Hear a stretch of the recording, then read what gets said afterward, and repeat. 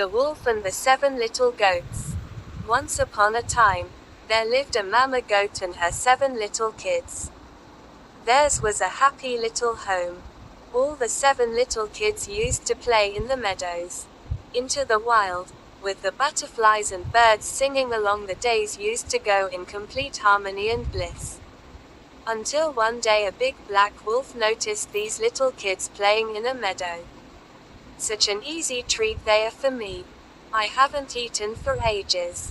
I am sure these would make delicious lamb chops for my dinner tonight, Wolf whispered. He waited for the moment when the mother goat would leave her kids alone, patiently hiding in the bushes. Children, I am going to the market to buy bread and cookies for you. I'll be back by the evening, just make sure you remain conscious of this big bad wolf, she warned her kids. But Mommy, how would we know if it's not you? Kids asked Mother Goat. Mother Goat, the wretched wolf can easily be recognized with his hoarse voice and black feet. Don't open the door or else you little ones would get into danger. Little goats, don't worry Mommy. We would take care of ourselves. In no time the eldest one ran to catch his little sibling.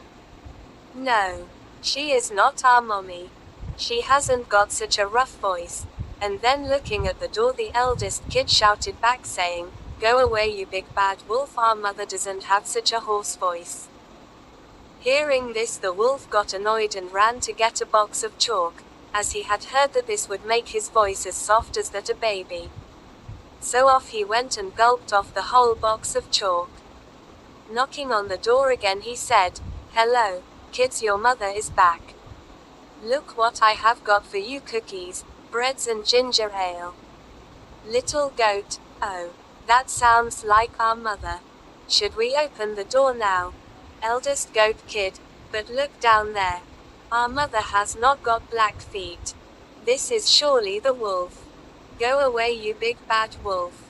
Our mother has not got black feet but beautiful white feet. Hearing this the wolf ran to the miller and jumped into the mountain of white dough. He was all white from head to toe. Running back to the house he knocked again and said, Kids, your mother is back, open the door. Youngest kid, that sounds like our mother and also the feet are white. We should open the door now. Not knowing what danger awaits them, all the kids ran to the door and opened it, but just to see who was standing there. The big bad wolf gave a loud laugh and brushed off his white powder.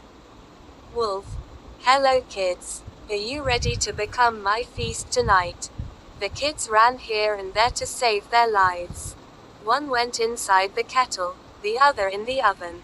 One looked for a place under the bed and the other tried saving itself by hiding in a pot. The youngest one was so tiny that he managed to hide himself inside the clock case. The wolf, having no mercy, started taking them out from their hidings. One by one he rolled them in a ball and gulped them up. In no time he ate all the kids except for the youngest one who was hiding in the clock case. With his tummy full, he burped and left the home. When the mother returned, she was shocked to see the door open and waited for the biggest nightmare that might have come true.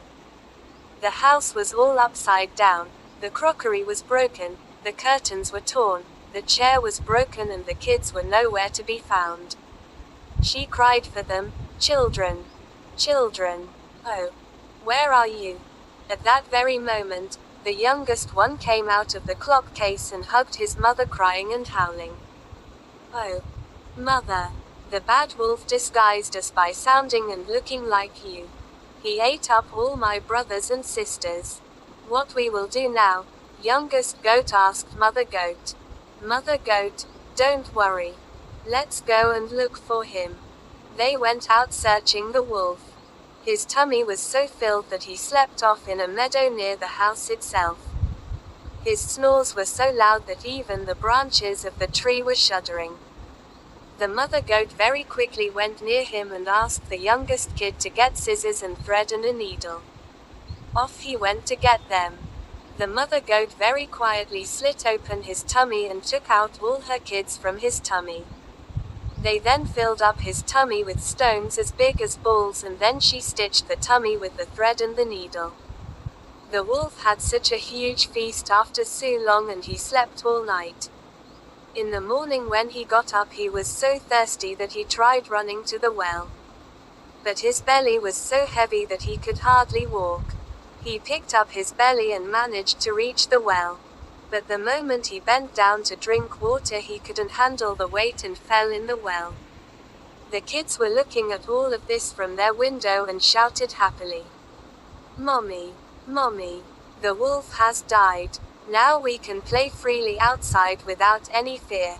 And they lived happily ever after. Moral: if you be bad to others, bad happens to you too.